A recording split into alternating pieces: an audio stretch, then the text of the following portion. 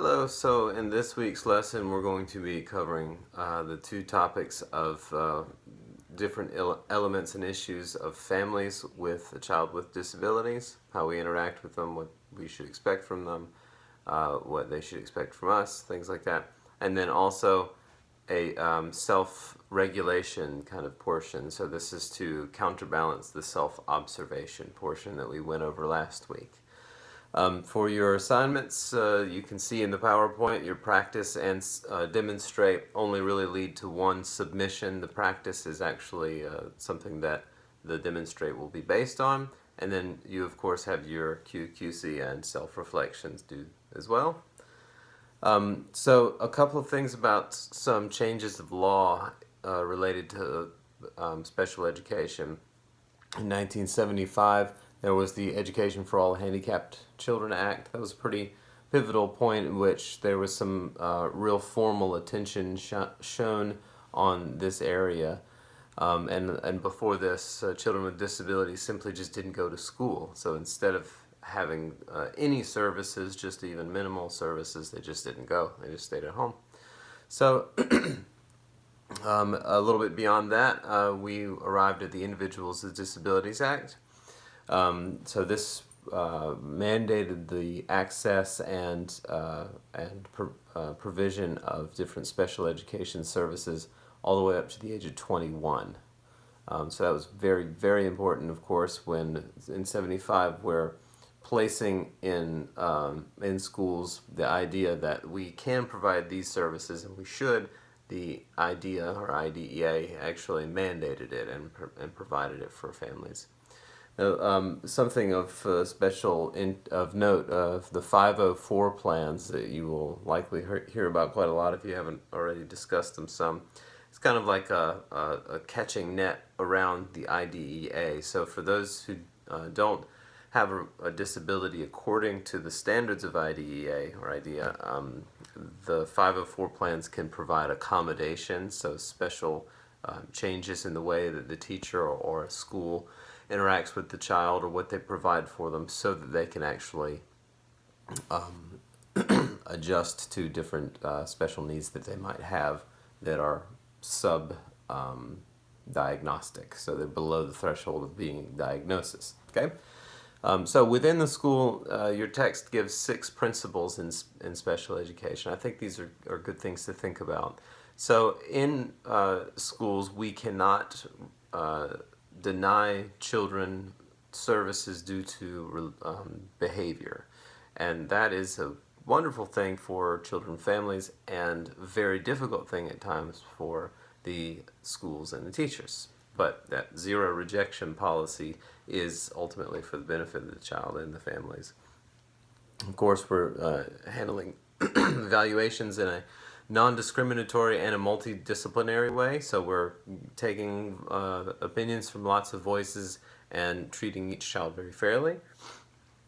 The education that they receive should be appropriately planned and tailored for them as an individual, as a person. They're to be placed in least restrictive environment, which is again the environment with the least amount of peers, with the most amount of typically developing peers. The due process mentioned there is really about accountability. So due process just simply indicates that there are procedural channels through which the schools and teachers and lawmakers even go through in order for changes to happen. So this is a protection for the parents and family and children, because there's a certain structure or format set upon all the services that are given.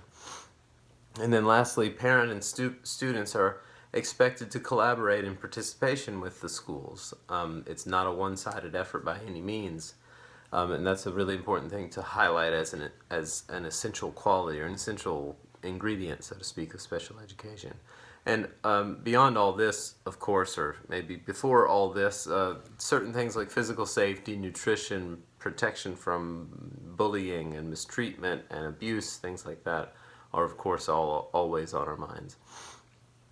So in terms of what families may need from us as the professionals, emotional support can go a really long way. And emotional support doesn't entail an aim at the family seeing everything in life as being wonderful, of course. It doesn't mean that we're trying to help them see their lives with no problems. And on the other hand, it doesn't mean that we just focus on the sadness that they may feel and get them stuck there. One balance, I think, or a couple of things to keep in mind when thinking about emotional support might be aiming at something like an acceptance, a kind of understanding and allowing of circumstances to be just as they are, balanced with a sense of positivity. Positivity is somehow kind of forward moving, it's a progressive attitude, and generally aimed at highlighting positive over negative while acknowledging and accepting negative. In a lot of cases, grief may be the appropriate way to think about how a family receives the news of a diagnosis. So that should be taken into consideration too. We should, of course, try to do our best to handle multicultural issues with as much tact as we can. It's important to note that there's a disproportionate prevalence of minority children in special education programs, and also there's quite a lot of low-income families, which has an association with lots of harmful things: toxins exposure, low birth weights, poor nutrition, things like that. Medication is often involved in children's lives when they have special needs. That's not the job of a teacher or the school, but it's very important to be able to know that information if possible, and especially any side effects. And when you begin to combine medications, the likelihood of side effects can really increase. Now, families really, especially the primary caregivers, can often really just need a break, and that's what respite and support refers to. So maybe even helping families find ways in which they can access some degree of respite. If they have mothers mourning out at churches or different daycares that provide certain services that they may be able to use, so that basically the parents can get a break and focus on self-care. Okay, so that's very important for the families to keep in mind. Now, in the process of early identification and intervention, when you are working with young children, this will be where you fall into how a diagnosis arises. So early intervention programs are really designed for those with developmental delays in several areas: cognition, or that's thinking, basically, intellectualization, social or emotional development, and then other adapted types of skills, right? And so being able to do those life skills that a typically developing child at their age can. There are specific diagnostic instruments, that basically means assessments or tests that are eligible for children to be able to be screened with or be assessed with, and there needs to be a positive result, positive as in that there's a diagnosis, in order for the children to receive services. And it is important to realize that also your role to play will be really heavily involved in something that like the individualized family service plan. So that basically means where you enter in as the professional, the teacher, the therapist, and so on. This is where you help develop the idea of direction and planning and protection and service that's actually provided to not just the child but the family overall. Now, the IEP, or Individualized Education Program, those are specific components of the school process in order for children, students with special needs from ages 3 to 21 receive the services that they need. And this might look a lot of different ways, from differentiation per teacher in the classroom, like just presenting the information of a lesson in a different way so that a certain child with special needs will be able to receive it, through different accommodations, sitting different places in the classroom, copies of notes if you're in older grades, things like that. But it also includes things like assistive technology, and that will include various computers, tablets, different hearing devices, and things like that. Now, as I mentioned, the least restrictive environment is something that is a main component of special education. So we're aiming at putting children in a group of peers that will best benefit them overall, the student with special needs and the peers themselves. Now, the least restrictive environment isn't one thing, it's a continuum of things based on where the child is. And it ranges from total self-enclosure, so that the student is either like shadowed all day with one particular professional, or at the very least in one same room all day with the same class. And that varies all the way through full inclusion, where there's a diagnosis for special needs, but the child goes through the regular schedule of the school day. Now, there are a couple of things to consider through in thinking about where on that continuum a child might be. So stigmatization is a really important thing to try to prevent, right? So if the child is shoved away all the time in the same classroom, that might actually be necessary for them to be contained for a certain period of time. Other students or their peers may begin to treat them differently, however, based on the fact that they are treated differently, that they by the teachers, that is, they are placed in different positions in the building. They don't do the normal things that the typically developing kids do, and so on. So that's just something to watch out for. There is a real importance for socializing with children with special needs. They need time interacting with peers in order to develop the social skills that are required to move through life. Also, if a child is inappropriately placed in a very restricted environment, like that self-contained type of room, and that they shouldn't be there, it can actually develop into what's called a self-fulfilling prophecy. So the child may actually be able to develop a good bit more, but because the schools place them in a very restricted environment, it actually begins to limit the child's development. So in the actual process of referring and assessing, your job will likely be, or your position in that will likely be on the referral, the screening and referral end. So screening refers to the kind of preliminary assessment. It's not a formal documented well, probably is documented, but it's not a formal assessment using a diagnostic tool. Okay, so there are lots of free screening measurements that you as a teacher or therapist can use.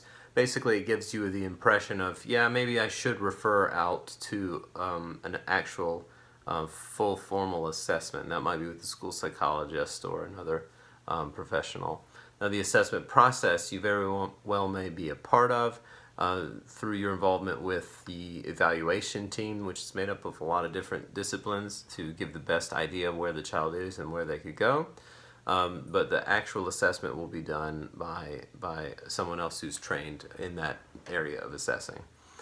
Parents throughout this whole process are expected and provided the chance to be active partners, so that they have say and are well informed about what process is happening. So one thing I'd like to point out is that when working with children with special needs disabilities, that your attitude as the professional and your relationship that attitude built with the child and family is really the most important thing.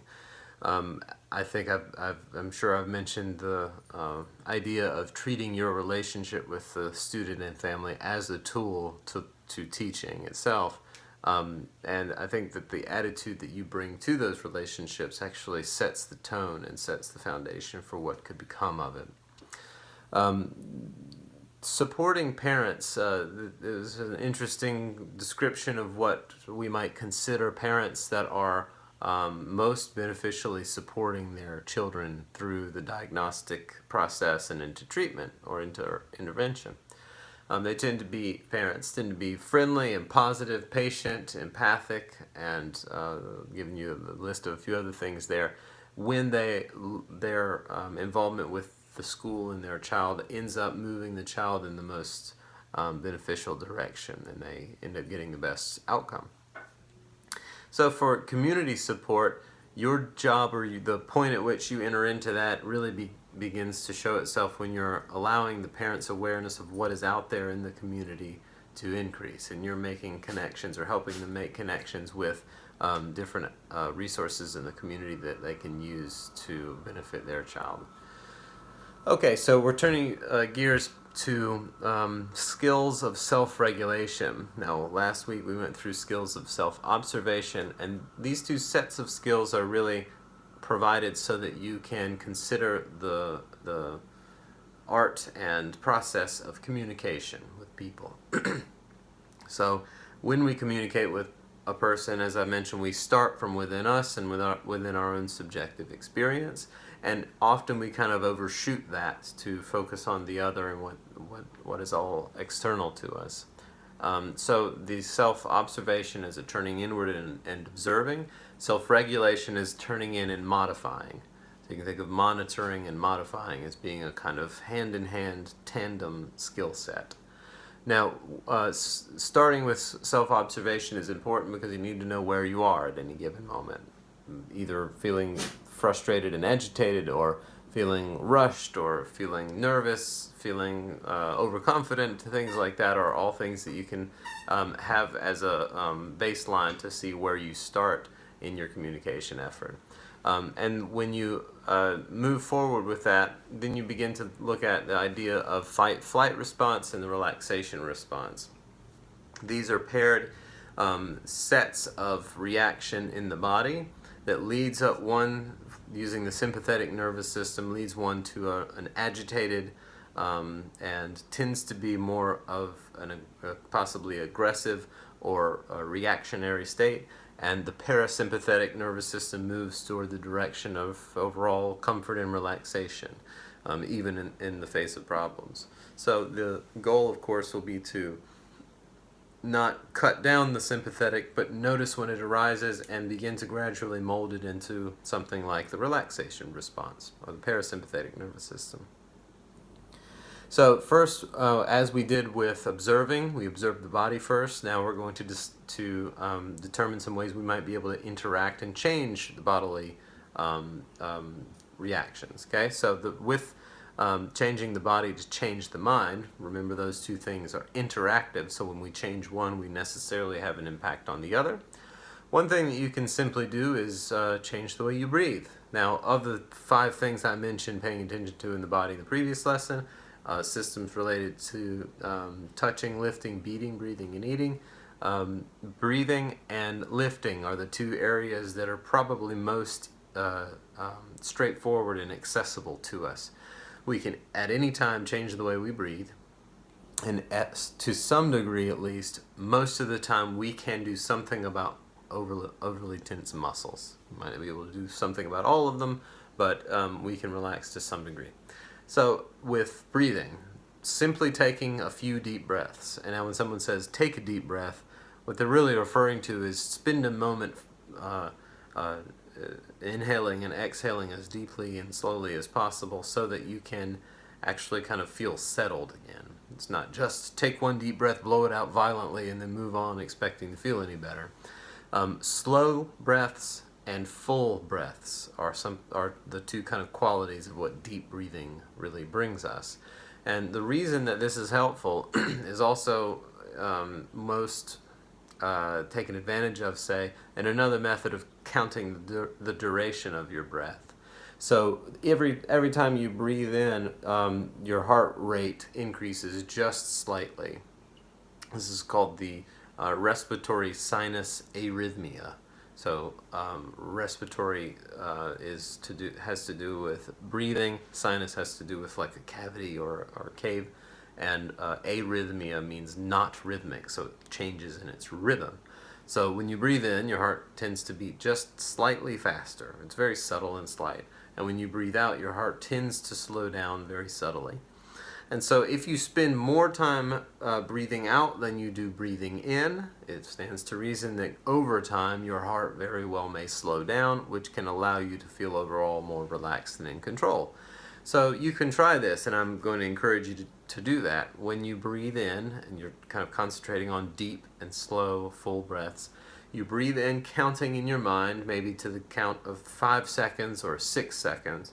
And then I like to kind of hold for a moment, just feel the way that the breath feels filling the body, and then breathe out much slower and for the duration of twice that amount of time. So you would, as an example, you would breathe in from empty lungs to full lungs. It would take, say, 6 seconds. And then as you breathe out, full lungs to completely empty lungs, you have to really push the breath out to empty it out completely. You would actually count in your mind to 12 seconds. Okay? So I'd like for you to try to experiment with some of these, and I'll show you how in a minute. Bringing your attention to your breathing is sometimes actually really helpful too. It sort of drops your attention down into your body from your swirling thoughts. And a simple awareness of breath sensations. You might notice the sensations at the tip of your nose, the coolness on the back of your throat, your chest kind of rising and falling, or your ribs and stomach expanding, contracting. Whatever you notice, kind of settle in and try to soak yourself into it. It can provide a really nice way to slow the body's reactivity down. Now, in terms of the muscles, there are a couple of ways that we can begin to relax the muscles in some ways. One is simple awareness, bringing awareness to different muscles. So scanning the body through what I call like an itemized inventory. Focus on the muscles of the forehead, muscles around the eyes, muscles of the jaw and cheeks, muscles of the mouth, and so on. So you get to the shoulders, and we typically notice if we're in a tense situation, shoulders and the shoulder blades and the stomach and the fists, even things like that. We might notice, oh gosh, I'm really tense, and simply drawing your attention to your shoulders may allow them to kind of soothe and settle just a little bit, enough for you to begin feeling a little more a movement away from that reactive state, fight flight, to the relaxation state. Another method, which is more straightforward, is what's called the tension release, and you can match this with your breath. You experiment with it and see what you think about it. Some people don't really like it because it brings tension, but immediately relaxes it. And so the idea is you go through each body area like you do with the scanning, but instead of just placing your awareness on it and noticing what it feels like, you actually tense up. So like the forehead and eyes, you would actually tense up like this and then purposefully relax. And tense up and then purposefully relax like that. And you can time the tension and relaxation to the in-breath when you tense, and then out-breath when you relax. Like that. Okay, and it's kind of feels a little silly to do, but overall you can kind of gain a sensitivity to this is tension and this is relaxation. And so you'll be able to notice when you become more tense, and you'll be able to be will be under more of your control to actually decide to relax it at any given moment. So the relaxation response in reference to the mind, changing the mind in order to change the body, because they're interactive. One very helpful thing can be to just decide simply to not feed negative thoughts. So a few ways to do this. Thought stopping. So that means you make a kind of conscious intention to somewhat forcefully cut down or sweep away the negative thoughts you may be thinking in, like, say, a tense interaction. So if we're in an argument with someone, we tend to have lots of thoughts thrown up in our minds that can be very negative, right? So this might be like mental image or mental talk that just is kind of driving our anger in the situation. And instead of feeding them by really leaning into them and almost maybe even enjoying them sometimes, trying to cut them down and move them out as quick as possible. And you'll have to do this again and again, but you'll notice your ability to be able to clear those out. Another thing that you might do to stop feeding negative thoughts is to actually interrogate them and grab one, so to speak, and hold it in front of you and think, is this thought true? Is there evidence for it? Is it helpful? Is it something I want to think about or want to continue thinking? And often we can find a lot of truth in that. If we simply feel overwhelmed with a lot of negative thoughts, or just overwhelmed in a general situation, we might for a brief moment just decide to try to distract ourselves through what's called cognitive redirection. We're redirecting our thoughts. One useful way of doing this is you can count backwards from a high number like 100 by either 7s or 9s, or you really want to challenge like 13s. Some odd number like that you actually have to stop and think about for a little bit. It actually just draws your mental energy away from the thing that's that you're feeding, the thoughts that you're feeding that you don't want to feed anymore, and then gives you kind of a reset button, so to speak.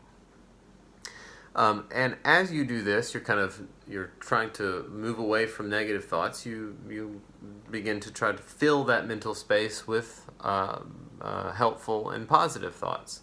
And you can use our ability to control our inner self-talk, our mental talk, by providing within our own minds affirming self-talk.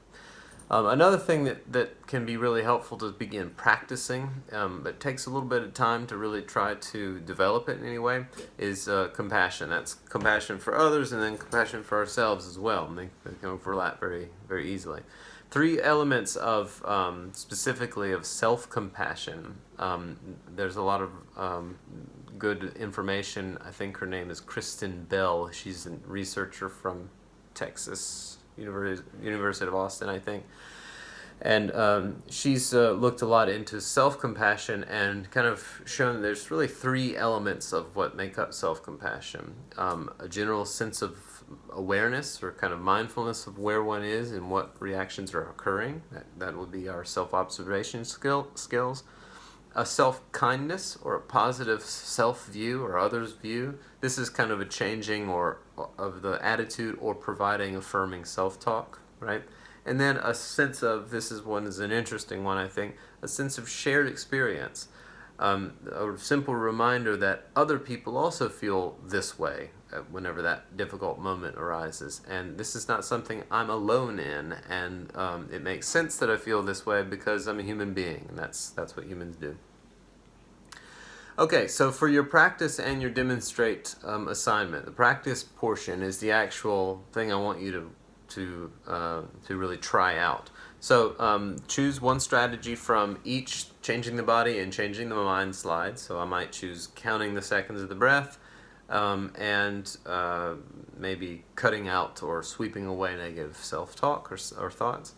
And then I want you to find a quiet place where you'll be undisturbed. This is a mental practice or a mental exercise, so you're going to try to remove yourself from anything that your mind might lead to. So like turn off the TV, even set your phone down or put it on airport mode or whatever, and try to put yourself in a place where you aren't going to be largely distracted or have to interact with other people. And sit in a position where you can remain pretty comfortable for a few minutes without having to get up and move a whole lot. And then bring your mind to some negative emotion, some negative feeling, some distressing or negative thing that's either happened to you in the past or that something about your life that feels difficult right now. Something that can elicit a negative response in you, either in your mind or your body. Now, I want to make sure to mention that this should not be something that's very, very serious. If you actually have something from your past, say, that you find very difficult to think about or traumatic to think about, don't use it for this exercise, okay? This is a simple exercise to provide you a chance to practice these self-modification or self-regulation skills. So if it's a traumatic or majorly distressing thing, stay away from that because that's not the time to do it on your own. But maybe, I don't know, I'm late a lot or something, and that bothers me as a hypothetical. And when I bring it to mind, it makes me think a lot about feeling irresponsible or feeling like it's going to impact me negatively in the future, so I start to feel my stomach tighten up. I don't know, an example of what this might look like for you. So I'm going to try to bring that to mind as much as possible, try to think it as much as possible, try to feel it in the body for the sake of noticing the negative arising. Right? This is my body and mind in a negative state.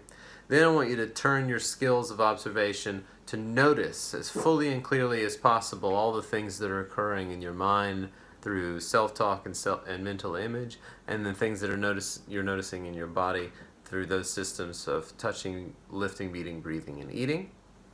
So simply notice what's there, notice their interaction, notice how they move, things like that.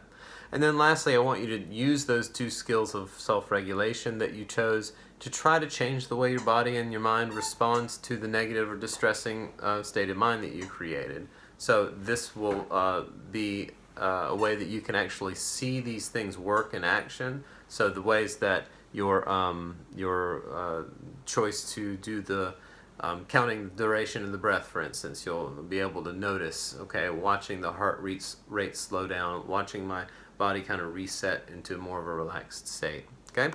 And what I want you to do is to put those thoughts in what I'm going to think of as an experience timeline. So the way that I want you to think about this is like, you can imagine like a number line. Time 0 is when you began, time minute and a half, 3 minutes, whenever you ended it, is actually, I want you to map out what happened during those moments. And you can do this through a narrative way, like just by writing about it rather than actually drawing it, or you can actually draw a line and put little descriptive markings. And I've given you a few prompting questions to help you move along that path. So think about, without describing why you felt the negative reaction, so don't tell me the situation or the thing you're actually bothered by, but describe what physical and mental reactions you noticed. And then what happened or what changed in the way you felt or thought as you began to apply the 2 strategies you chose. And then describe when you noticed the negative reactions pass, what were they replaced with? Did you notice yourself thinking or feeling a different way after those negative reactions passed? Did you have a chance to try to create thoughts and sensations in the body that would replace them, and so on? And as usual, your QQC and self-reflection our assignments are due this week, just like the rest of the weeks. And if you have any questions about this assignment, I know some of these assignments, given the fact, sorry, my puppy's here, given the fact that you can't actually have me explain them very thoroughly with question and answer, feel free, as always, to give me a call or send me a text or an email to ask for some clarification. Okay, so spend some time on this and see what you find, and look forward to hearing what you have to say.